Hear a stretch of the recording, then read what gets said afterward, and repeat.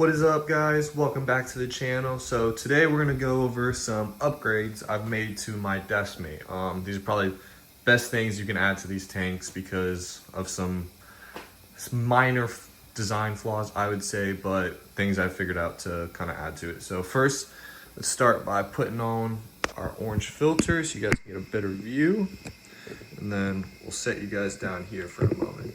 So one of the big issues with this tank was I couldn't get the right flow, and I was looking over Reef to Reef and a bunch of other sites trying to figure out how to get better flow in these tanks.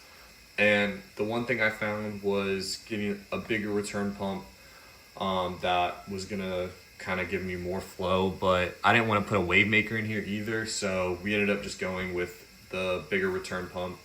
And we ended up getting one of the Innovative Marine Mighty Jet Mini, I believe is what it's called. It does need some modification to fit in here. You do have to cut off the front portion.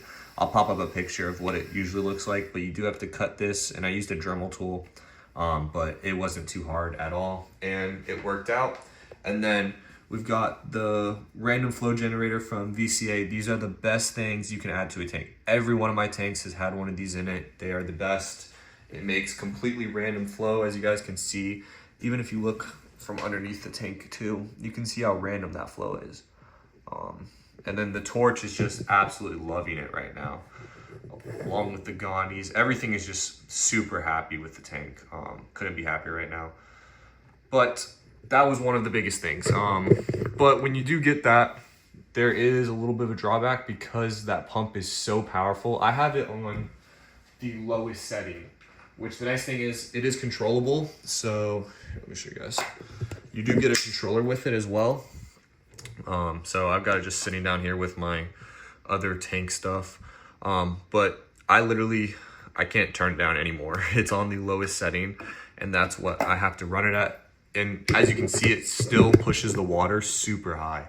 I mean, at some points it looks like it's gonna push water out of the tank, but luckily I haven't had that issue yet, but we'll kind of see. And the other downfall is with these tanks, the overflow, like the slots in the back, they're not big enough to allow for this much water return. So as you can see, the water sits really high compared to, don't mind, this is just salt creep from how high the water gets, but the water sits really high compared to where it goes into the filter cup.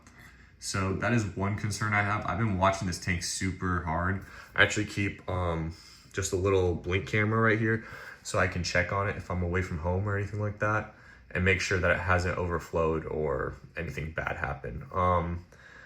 That's the one downfall. I've seen people, they cut these grooves out so that they can allow more water to come through, and then they put just like a little plate over it. I've thought about that, but you can see that return nozzle is super low in the tank, and it's still creating that much flow, which is crazy. I mean, in this corner, it gets pretty close to touching the lid. But I couldn't be happier with the flow. As you guys can see, the torch is just dancing, as you could say. I mean, it looks phenomenal. Same with the Duncan, super happy. The plate coral, Ghani's doing amazing. Zoas are looking great. This one fell down, I gotta move it. That's the Utter Chaos. One looks amazing.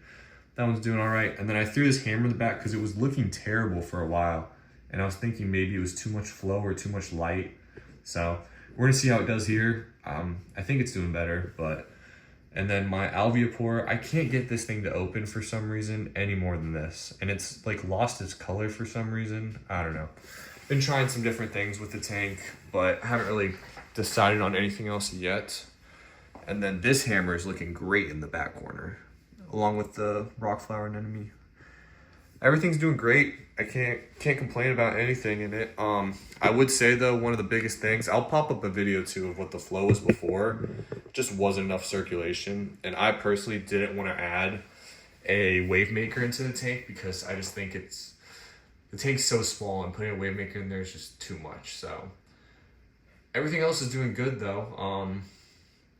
Still just doing the 2.5 gallon water changes, and whenever you clean this, I did make the mistake, don't use any type of scraper no matter what it is, even if it's one that you think you can use on the tank, don't use it. I didn't personally try using this one, but even these like flippers that most people use, even if you use the felt side, it's still gonna scratch the acrylic. You have to use a magic eraser. I haven't found any scraper that works well for these tanks, so that's the unfortunate part. And my clownfish keeps nipping at me whenever I clean it, so it just makes me not want to clean it even more. But it is what it is. It's what you get for the hobby. So I am thinking of getting a different tank for this spot, possibly. Been looking at the UNS tanks, possibly getting one of the like smaller glass ones or a peninsula so it comes out a little farther. But we're still trying to decide what I want to do with it. I want to see one in person, and my local place hasn't gotten them in yet, so gonna wait to see what happens with that. But hopefully I can get one of those, and we're just gonna keep the Nano tank going. In the future, I do plan on getting a bigger tank. It's gonna go in the corner of my office, but haven't decided what I want to do yet. If you guys have any ideas for tanks that I should get or upgrades I should do, now that this one's starting to look good, I think we can add some more corals. So I'm gonna try thinking maybe getting a bubble tip anemone and putting it up top maybe.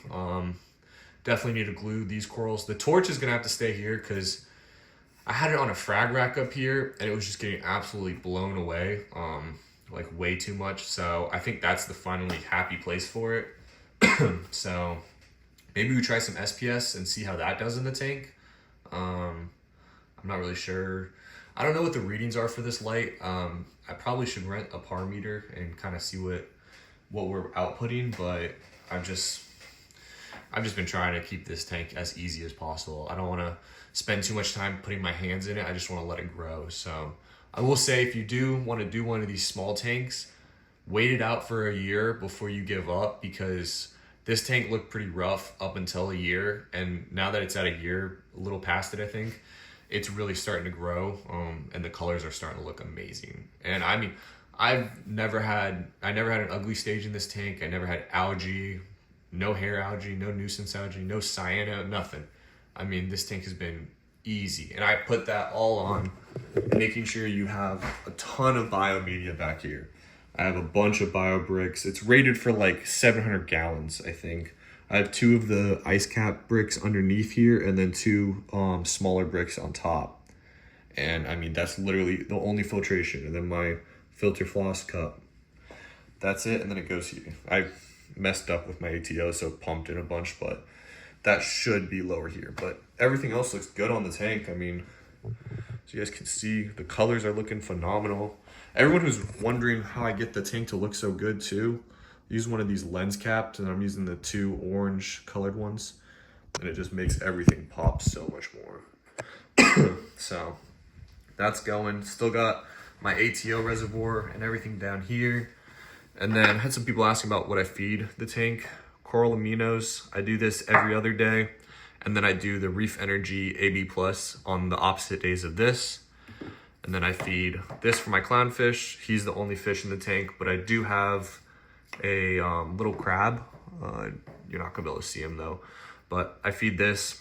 He loves it. I think it makes his color look better too. Makes the orange more vivid. But I also use this randomly. I don't really have a set schedule for the LPS pellets, but I'll put this in there every once in a while when I do like reef roids or something. And then I did pick up some Alpha Reef. I haven't started dosing yet, but in the case that I do need to, I got some of this so I can start doing it. I'm gonna start testing the water more. I personally don't test this tank at all.